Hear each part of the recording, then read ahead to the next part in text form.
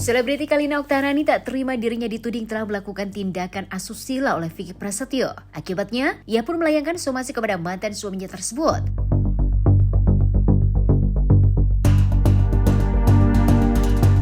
Kalina meminta agar Vicky Prasetyo segera mengklarifikasi tuduhannya yang dirasa tidak ada berdasar dan mencemarkan nama baiknya. Diketahui juga Kalina dan Vicky telah bercerai secara agama sejak Januari 2022.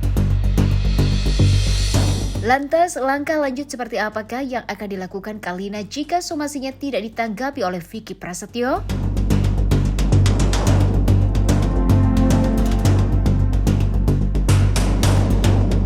Sore, rekan-rekan media, pada kesempatan hari ini, tepatnya hari Kamis tanggal berapa lagi? 24 Februari 2022. Saat ini saya bersama klien saya, Ricky dan Kalina. Dalam hal persoalan, kita akan melakukan sebuah klarifikasi yang saudara Vicky Prasetyo lakukan beberapa saat lalu yang didampingi oleh pengacaranya. Nah, melalui kesempatan kali ini, hak jawab dan klarifikasi dari klien saya akan kita lakukan.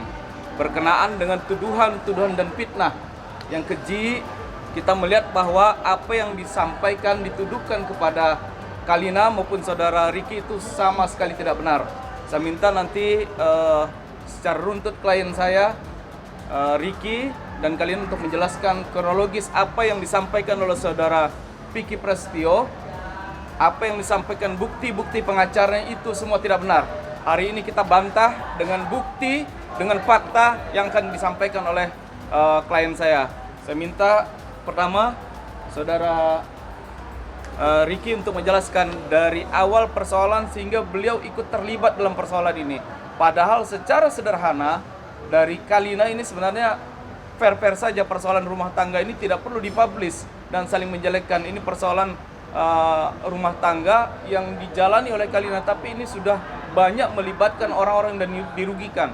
Makanya hari ini kita melakukan klarifikasi dan kita akan berikan somasi kepada saudara Vicky Prasetyo. Seandainya tuduhan-tuduhan itu tidak bisa dibuktikan secara fakta hukum, kita akan lakukan upaya hukum untuk melakukan laporan ke Polda Metro. Oh, jadi sebelumnya untuk pertama kalinya saya menjelaskan kronologinya. Pertama kali itu saya kenal dengan Kalina. Saya menjalin komunikasi dengan Kalina itu 5 Januari 2022. Saya udah kenal lama sekitar setahun, cuma baru kita komunikasi intens itu 2022 di 5 Januari. Dan itu pun juga pembicaraan kita itu hanya sebatas pertemanan biasa.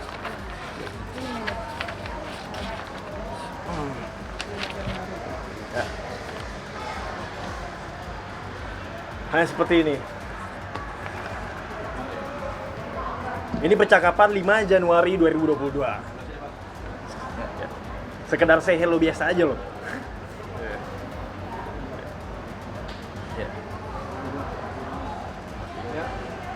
Ya. Dan pada tanggal 21 Desember saya mau memposting sebuah foto di akun Instagram saya seperti ini. Ya kan? Tapi Kalina tuh memberikan komentar di postingan saya ini itu tanggal 17 Februari 2022. Di sini saya ada buktinya. Ini screenshot yang saya ambil pada tanggal 18 Februari jam 1 siang. Nah, di screenshot ini Kalina komentar 22 jam yang lalu. Di sini jelas banget 22 jam lalu ya. Yang yes you are cowok nyebelin. Komentar Kalina yang ini. Nah, 22 jam yang lalu dari tanggal 18 Februari itu adalah tanggal 17 Februari. Jelas banget dong, berarti bukan sebuah selingkuhan di sini. Dan ini juga bukti dari handphone saya screenshot. Rinciannya 18 Februari 2022 jam 1 siang. Ada komennya dari pihak sana yang DM teman dia. Dan Ini 21 Desember itu masih jadi istri. Mungkin bisa bohong, tapi sejarah tak akan bohong. Tapi ini ya sejarah tidak akan bohong. Nah, ini sejarahnya. Agak kerasa. Ya, kan dia bilang katanya 21 Desember itu masih menjadi istri. Mungkin bisa bohong, tapi sejarah tidak akan bohong. Nah, sejarah tidak akan bohong. Di sini buktinya 18 Februari saya komentar ya surat cowok Cimbeling 22 jam yang lalu, berarti itu tanggal 17 Februari. Bukan Januari, Februari.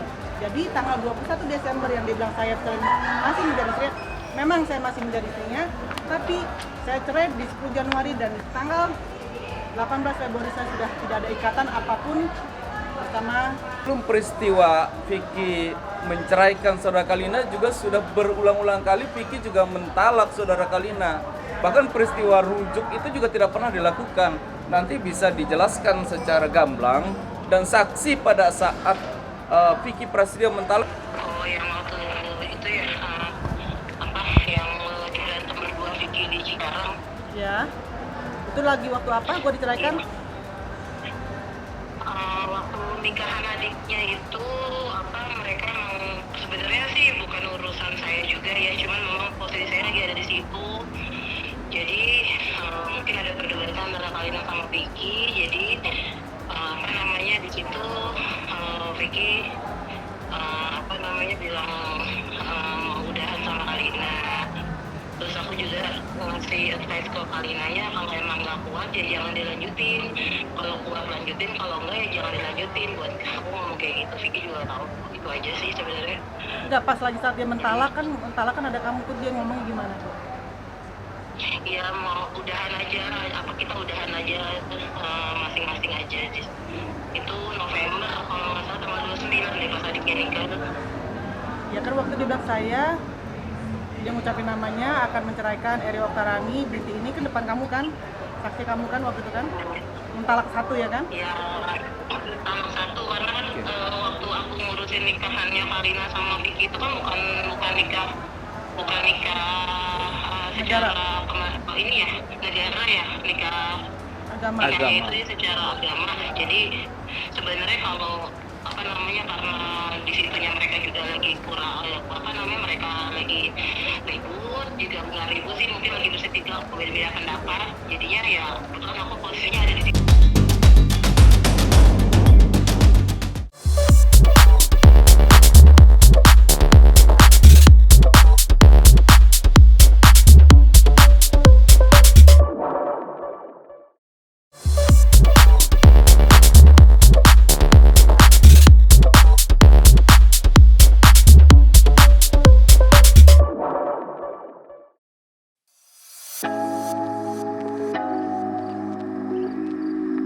Setelah resmi menikah dengan wanita bernama Sarah, dalam waktu dekat ini Rizal Gibran dan Sarah akan menggelar resepsi pernikahan bak negeri dongeng. Diketahui acara tersebut akan digelar secara megah dengan konsep glamor yang dipadukan dengan entertainment oleh putra mahkota.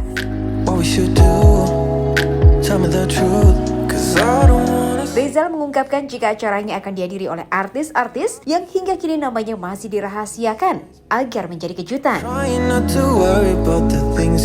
Lantas konsep megah seperti apakah yang akan disajikan dalam acara resepsi Rizal Gibran dan Sarah?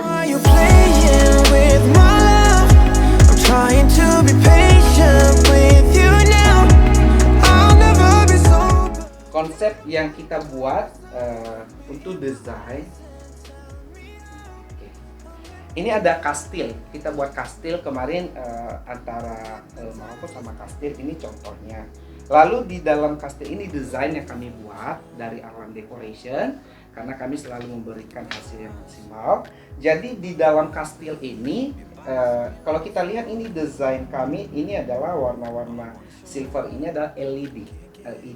LED ini nanti ini materinya yang akan kita mainkan, di mana suatu ketika nanti beberapa menit berubah konsepnya, berubah konsep di belakangnya.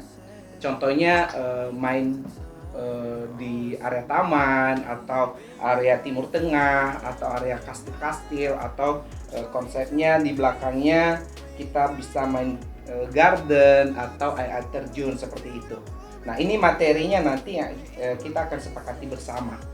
Nah, ini area pelaminan, kita konsepnya tuh kayak mini konser, kita main lighting. Ada ambience-nya, lampu beam-nya, lampu moving head-nya, terus kita pakai lampu LED, terus ditayangin lagi di belakangnya ini adalah LED layar sama dekorasi kami. Bagus banget. Nah, itu dekorasi yang akan kami tayangkan di hari H, yang mana kami full dekor dari pintu masuk welcome tamu itu. Arwan dekorasi sudah buat benar-benar megah banget. Jadi baru masuk nanti ke area welcome tamu yang kedua, artinya tuh gate yang mana ada LED di situ. Terus ada hanging flower sampai ke area pelaminan. Di kiri kanannya juga ada round table, dan di area panggung entertainment. Area panggung entertainment juga di belakangnya nanti ada LED. Terus kami akan dekor di area situ. Nah, itu konsep dekorasi di acara Bang Rizal dan Kak Sarah pada tanggal 2 bulan Maret 2022. Teman-teman silakan. Oke, sebelum ke pertanyaan, makasih Iya. Bro Felix. Sedikit gambaran lagi bahwasanya tadi memang saya mau sedikit merespon aja mengenai gate pintu masuk yang sudah ada pembatasan, dan di sini undangan terbatas, dan undangan ini pun juga berbarcode ya. Jadi yang audiens tamu yang pegang barcode itu aja yang bisa masuk gitu. Nah, selanjutnya sebelum kita ke mengarah entertainment, karena entertainment ini juga menarik juga ya, yang akan dipegang oleh Putra Mahkota, karena sudah ada beberapa nama artis yang sampai, Zal, aku berapa lagu nih, aku lagi rapi, udah ya satu lagu ya gitu, banyak ada yang berupa support gitu kan, ada siapa saja nantinya. Jadi selain itu juga kita bicara konsep acara mungkin sedikit aja. Jadi untuk prosesi masuknya sendiri juga selain beliau memang akan ada pertunjukannya dia memang namanya orang aktor ya, jadi tidak luput dari pertunjukan ketika ada di prosesi. Kemudian pas setelah itu akan ada 2 kali ganti baju loh, luar biasa dengan waktu yang sangat sedikit. Ini bagaimana kita akan mengkonsepnya. Kemudian prosesi masuknya itu juga tidak biasa seperti itu. Kemudian akan diiringin konsepnya itu, prosesi masuknya itu ada diiringin dengan pemain biola. Itu cewek-cewek semua, itu banyak sekali pemain biola yang akan di kanan kirinya beliau gitu loh, pada saat beliau akan melintas dengan kemegahan dekorasi dari arah dekorasi sampai dengan nanti iringan musiknya semua juga lumayan banyak PR ya dari Bang Rizal, karena banyak sekali ternyata artis, ada beberapa artis lah ya yang akan surprise sih sebenarnya dari tamu-tamu, karena ada beberapa mereka yang konfirmasi ke saya jangan disebut dulu di media karena ingin surprise ke Mbak Sarah.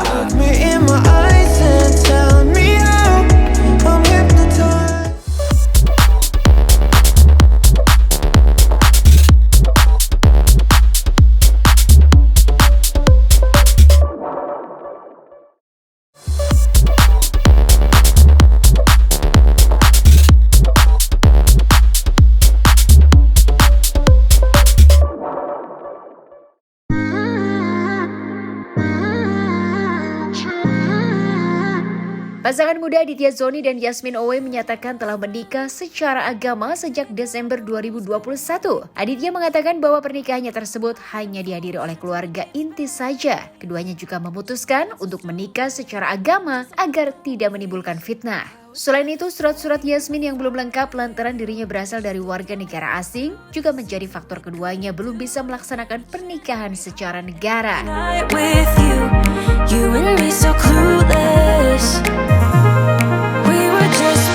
Oke, karena kemarin kan memang di sosial media itu sempat ramai juga ya tentang aku jalan-jalan sama Yasmin ke Lombok gitu kan. Nah, makanya dari sini aku juga bilang ke Yasmin, bagaimana kalau misalnya kita klarifikasi aja gitu. Nah, ceritanya adalah ketika itu di Desember 2021, kita sebetulnya sudah melangsungkan pernikahan. Itu intimate saja, keluarga aja.